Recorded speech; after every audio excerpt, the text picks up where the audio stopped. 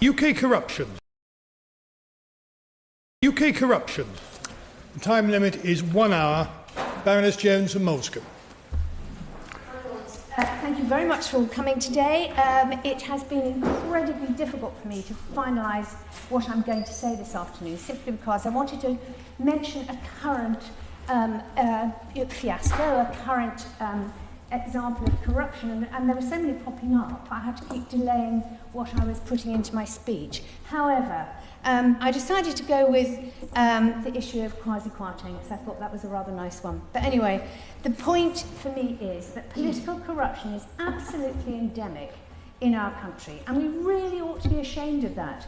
It's a case that it's embedded in our system, and we often fail to recognise it simply because we don't know about it, because it's covered up.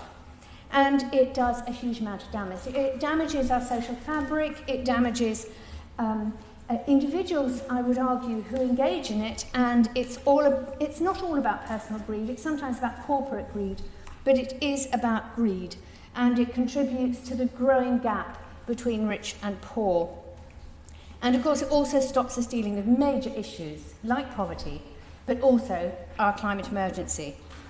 So today in 10 minutes I do not have enough time to deal with all the forms of corruption you can imagine.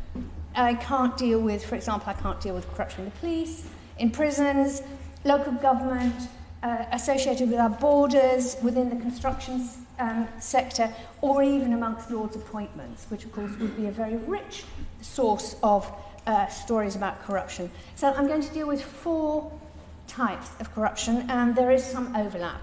I'm going to deal with political access, corporate lobbying, party donations, and procurement and privatisation.